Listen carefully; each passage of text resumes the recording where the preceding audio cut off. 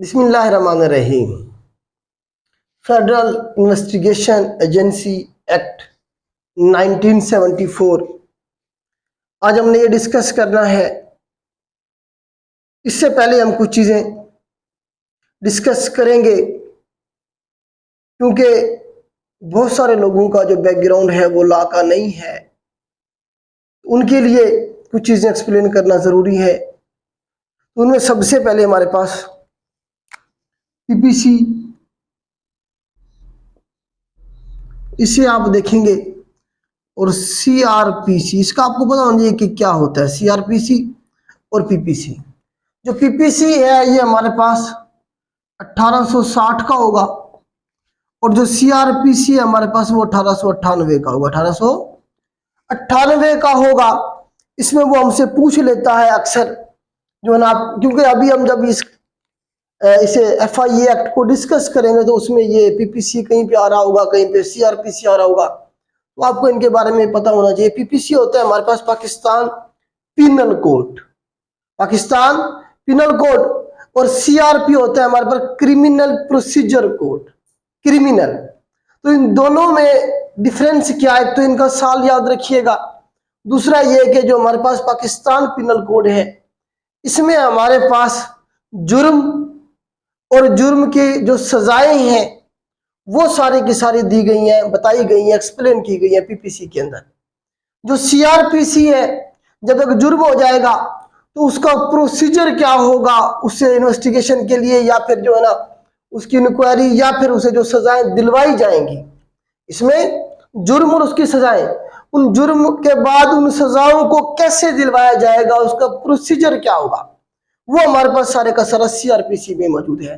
तो ये दो बेसिक कानून हैं जिनकी बुनियाद पे हमारा जो जुडिशल सिस्टम है वो खड़ा हुआ है। तो ये आपको आइडिया हो गया है थोड़ा सा, ये आगे चल के यूज होंगे। तो इसके बाद हम जरा देखते हैं एफआईए को, कि एफआईए कब बनी। थोड़ा सा हमें उसके बारे में ओवरव्यू होना चाहिए। दूसरा उसकी थोड़ी सी हम हिस्ट्री देखेंगे कि वो किस तरह से हमारे पास जो आज की एफआईए है वो बनी है। इसे मैं रेज करता हूँ। एक्ट को तो हम डिस्कस करते ही करते हैं, लेकिन एक्ट को डिस्कस करने से पहले कुछ चीजें हम डिस्कस कर रहे हैं यहाँ पे। एफआईए जो है हमारे पास एफआईए फेडरल इन्वेस्टिगेशन एजेंसी, तो ये बनी थी जी 1975 में। भुट्टो साहब का दौर था, जुल्फकार अली भुट्टो साहब का, तो उन्होंने ये बनाई थी एफआईए। ये जो है ना जिसका डीजी याद रखिएगा, डीजी इसका रिसेंटली कौन है, करंट जो इसका डीजी है वो जी मोहसिन भट्ट साहब हैं। मोहसिन जी जीके में भी पूछा जा सकता है आपसे, मोहसिन भट्ट साहब इसके करंट डीजी हैं। और जो पहले जो फर्स्ट डीजी थे इसका, उसके बारे में भी याद रख लें, हमारे पास वाई एम और अकजाई, वाई एम वाई है, बल्कि एम वाई कर ले, चले एम वाई और अकजाई साहब जो थे ये इसके पहले डीजी थे। उसके बाद अगर हम इसकी थोड़ी सी हिस्ट्री को देखें, एफआईए की हिस्ट्री को देखें, तो पाकिस्तान के बनने से पहले सेकेंड वर्ल्ड वॉर के दौरान, आपको पता है कि हिंदुस्तान के ऊपर अंग्रेजों की हुकूमत थी, बरतानिया की। सेकेंड वर्ल्ड वॉर के दौरान कुछ हथियार लिए गए, खरीदे गए हिंदुस्तान, वो पहुंचाए गए। तो उसमें कुछ हुई करप्शन। उस करप्शन को रोकने के लिए या पकड़ने के लिए अंग्रेज सरकार ने, बरतानिया की सरकार ने बनाई हमारे एक स्पेशल पुलिस। अंग्रेज सरकार ने एक स्पेशल पुलिस बनाई 1942 के अंदर। आगे चल के उसने क्या किया जी, जब ये पाकिस्तान और इंडिया की तकसीम हुई तो वो जो स्पेशल पुलिस थी वो भी तकसीम कर दी गई। इंडिया ने क्या किया, उसे सीबीआई के नाम से, इंडिया ने उस इदारे को फिर अपना एक नाम दिया, सीबीआई के नाम से उनके पास काम करी है। लेकिन हमारे पास जो पाकिस्तान था, तो पाकिस्तान में स्पेशल पुलिस के नाम से ही वो चलती रही, special police establishment. Special police establishment हमने बनाई 1947 में, और फिर 48 में जो है ना इसका जो है ना एक्ट भी आया। तो इस तरह से हमारे पास ये स्पेशल पुलिस एस्टेब्लिशमेंट जो थी, इसने इन्वेस्टिगेशन शुरू की उन तमाम क्राइम की जो आज क्या कर रही है, एफआईए कर रही है। फिर आगे चल के अयूब खान ने 1962 में क्या किया, इसे स्पेशल पुलिस को, जो प्रोविंशियल पुलिस थी उसके साथ अमलगमेट कर दिया, इकट्ठा कर दिया। और उसके बाद जब हम आगे चले तो 1974 में जाके ये आइडिया आया कि जी इस डिपार्टमेंट को ही अलग कर दिया जाए। तो 1975 के अंदर फाइजली भुट्टो साहब ने क्या किया, एक अलग से FIA के नाम से क्या बनाया जी, एक इदारा बनाया जिसे हमने क्या कहा, फेडरल इन्वेस्टिगेशन एजेंसी। इसका काम क्या है जी, उन तमाम क्राइम को इन्वेस्टिगेट करना जिनका ताल्लुक फेडरल गवर्नमेंट के साथ है, जिनका ताल्लुक पाकिस्तानियों के साथ है, जिनका ताल्लुक पब्लिक सर्वेंट के साथ है, या जो पाकिस्तानी शहरी हैं चाहे वो मुल्क से बाहर है, जिनके पास पाकिस्तान का शनाख्ती कार्ड है, उन सब के ऊपर लागू होता है। या जो भी बंदा पाकिस्तान के अंदर है, चाहे वो किसी और मुल्क से भी क्यों नहीं ताल्लुक रखता, जो वो पाकिस्तान आ गया, पाकिस्तान में अगर वो क्राइम करेगा, अगर वो क्राइम FIA के अंदर आएंगे तो उन्हें FIA ही देखेगी। अब एक इंटरनेशनल लेवल पे FIA भी है, वो आज हमारे पास इंटरपोल। इसके बारे में सवाल बनते हैं इंटरपोल के बारे में। इंटरपोल जो है ना जी, इसके बारे में पूछा जाएगा, जनरल नॉलेज में पूछा जाता है इसके बारे में। 1923 में ये बनाई गई थी, 1923 में ये बनाई गई थी फ्रांस में। लियोन सिटी है जी फ्रांस का, लियोन, वहां पे इसका हेडक्वार्टर है, फ्रांस में है ये लियोन। पूछता है इसका हेडक्वार्टर भी पूछता है, लियोन है जी फ्रांस में, वहां पे इसका हेडक्वार्टर है। उसके बाद इसका जो प्रेसिडेंट है वो अहमद नसीर है, अहमद नसीर साहब इसके जो है प्रेसिडेंट है करंट, अहमद नसीर साहब जो इसके करंट प्रेसिडेंट है, ये पूछा गया पेपर में। अब हमारी जो FIA है वो इंटरपोल के साथ मिलकर काम करती है। सवाल पूछ दिया जाता है कि इंटरपोल के साथ हमारी कौन सी जो वॉच डॉग है, या वो कौन सी हमारी एजेंसी है जो काम करती है। या इंटरपोल के लिए, इंटरपोल का देखिए, इंटरपोल एक इदारा है इंटरनेशनली, लेकिन मुझे पाकिस्तान में अगर कोई बंदा मतलूब है जिसने जुर्म किया है, बरतानिया से वो ताल्लुक था उसका, वो भाग के पाकिस्तान आ गया है, तो अब इंटरपोल ने राब्ता करना है हमारी FIA के साथ। FIA उसे पकड़ के क्या करेगी, दे देगी, अगर हमारा उनके साथ मुआहदा होगा तो। मतलब ये है कि ये पाकिस्तान की इंटरपोल है, पाकिस्तान के अंदर इंटरपोल का काम हमारी FIA करेगी, और हमारी FIA का काम बाहर की दुनिया में इंटरपोल करेगा। तो ये इंटरपोल के साथ मिलकर काम करते हैं। FIA ही हमारी वो वाहिद एजेंसी है जो इंटरपोल के साथ मिलकर काम करती है। किसी मुलजिम को पाकिस्तान से भाग गया, बाहर से पकड़ के लाना है। तो ये थोड़ा सा बैकग्राउंड था FIA के हवाले से।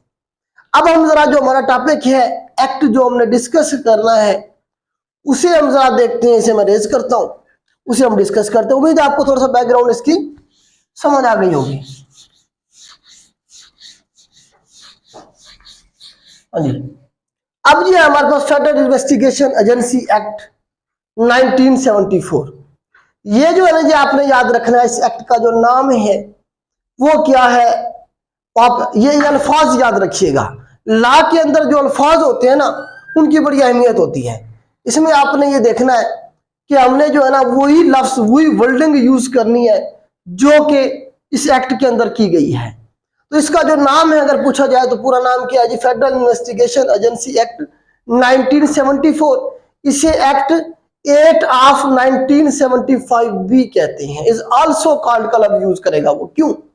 क्योंकि ये देखें, जब एक कानून बनता है तो उसका पहले ड्राफ्ट बनता है, वो जो है ना जी उस पर डिस्कशन होती है, उसके बाद कमेटीज में, उसके बाद फिर वो असेंबली में आएगा, असेंबली से फिर वो सेनेट में, सेनेट के बाद फिर प्रेसिडेंट उस पर साइन करेगा।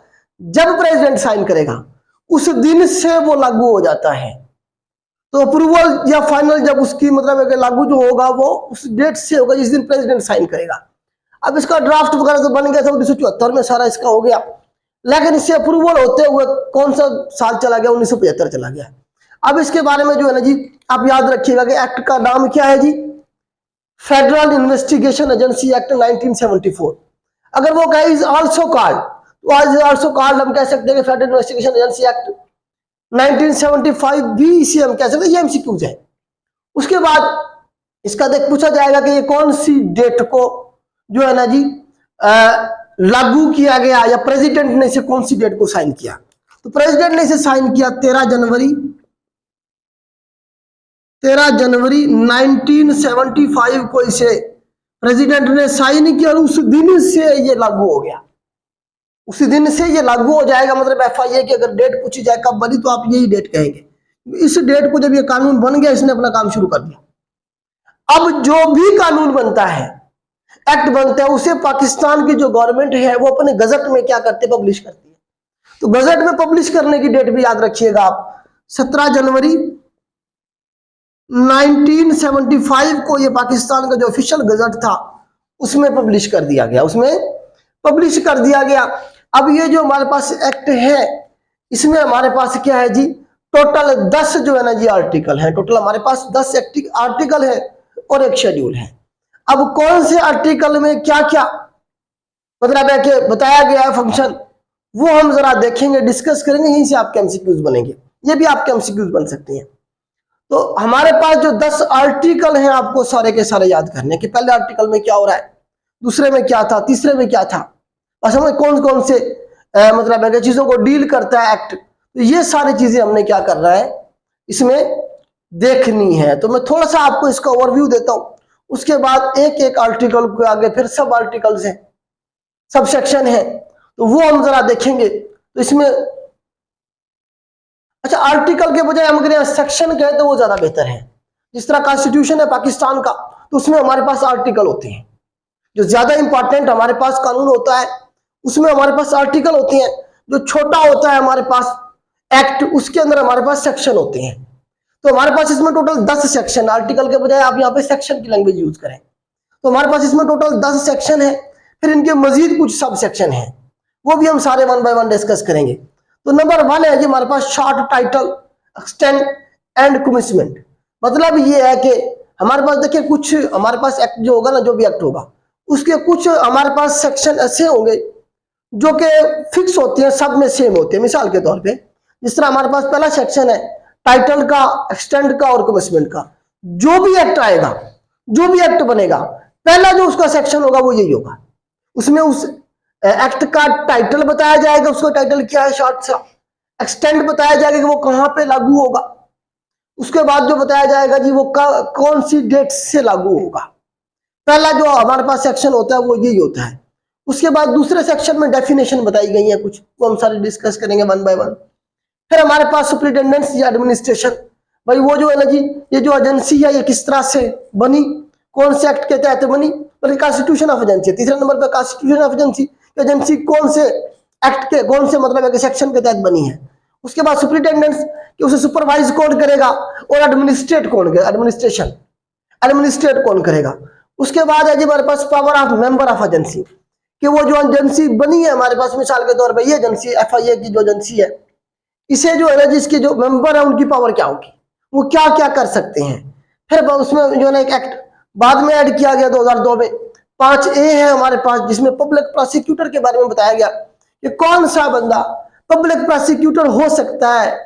उसके बाद हमारे पास 6 नंबर पे power to amend the schedule, जो शेड्यूल है उनमें जो अमेंडमेंट करने की पावर किसके पास होगी। फिर आज हमारे पास डेलीगेशन ऑफ पावर, ये पावर जो होगी एक अथॉरिटी की या जो है ना जी मेंबर की, किसके, कौन से मेंबर की, एजेंसी के मेंबर की। मिसाल के DG की पावर है, वो किसी को भी डेलीगेट कर सकता है, डेलीगेशन उसे दे देना आर्थिक तौर पे, डेलीगेशन ऑफ पावर के उसे वो क्या करता है, दे देता है कुछ टाइम के लिए। इंडेमनिटी में वो जो है ना ये बेसिकली सेल्फ डिफेंस होता है एम्प्लॉयज के लिए, जो इसके मेंबर होते हैं उनके लिए, ताकि उनके ऊपर कोई जो है ना हर दूसरा बंदा उठ के क्या ना केस ना कर दे। इंडेमनिटी कहते हैं बेसिकली छूट को, उन्हें छूट दी जाती है कि उनके ऊपर कोई सूट नहीं किया जा सकता, उन्हें जो है ना कोई सजा नहीं दिलवाई जा सकती अगर वो कुछ कर रहे हैं उसमें रिकॉर्ड, अगर वो जो है ना बनने की कोशिश करेगा तो। नेक्स्ट है हमारे पास power to make the rule. अब इसमें बताया गया सेक्शन 9 में कि पावर जो है ना किसके पास है रूल बनाने की, तो ये आपको पता है कि फेडरल गवर्नमेंट के पास ही होती है।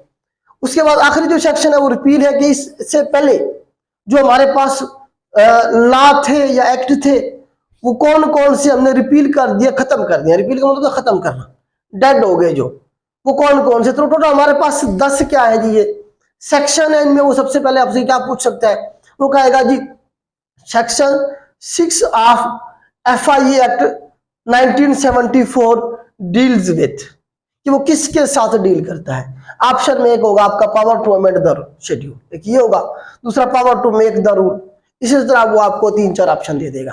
तो आपने ये सारे के सारे जो है ये जो सेक्शन है 10 के 10 आपने याद करने हैं। इसमें याद करने में पहले में हमेशा टाइटल होगा, आखिरी हमेशा रिपील होता है। ठीक हो गया जी, रिपील। इसी तरह हमारे पास देखिए डेफिनेशन है दूसरे नंबर पे। तीसरे नंबर पे एजेंसी कौन से सेक्शन के तहत बनाई गई है। उसके बाद सुपरिटेंडेंस और एडमिनिस्ट्रेशन कौन करेगा चौथे में। पांचवें में हमारे पास power of the member of agency. 5A में हमारे पास पब्लिक प्रोसिक्यूटर। ठीक हो गया जी। छठे में हमारे पास power to amend the schedule. उसके बाद हमारे पास डेलीगेशन ऑफ पावर है, इंडेमनिटी है, power to make the rule है और रिपील है। तो ये हमारे पास टोटल क्या है जी, 10 सेक्शन है और एक शेड्यूल है FIA एक्ट के अंदर। तो इसमें थोड़ा सा आपको ओवरव्यू हो गया मेरे ख्याल से। ये आपने याद करने हैं। जब आपके ये याद हो जाएंगे, इंशाल्लाह नेक्स्ट लेक्चर में मैं आपको इनमें से जो 5 हैं वो ब्रीफ कर दूंगा। इसी तरह जो उसके बाद नेक्स्ट जो तीसरा लेक्चर होगा उस पर नेक्स्ट जो 5 हमारे पास होंगे वो हम डिस्कस कर लेंगे। इस तरह से थोड़ा थोड़ा करके करें। इसका थोड़ा सा आपको बैकग्राउंड समझ आ गया कि किस तरह से ये FIA एजेंसी बनी और किसके साथ ये डील करती है। तो मैं इसे यही रोकता हूँ क्योंकि ज्यादा लंबा लेक्चर हो जाएगा तो उसमें आप थोड़ा सा तंग हो जाएंगे करने में, फिर चीजें भूल जाएंगी। हमेशा चीजों को स्टेप बाय स्टेप किया करें ताकि वो आपको याद हो जाए। तो आज के लिए इतना ही। अल्लाह हाफिज।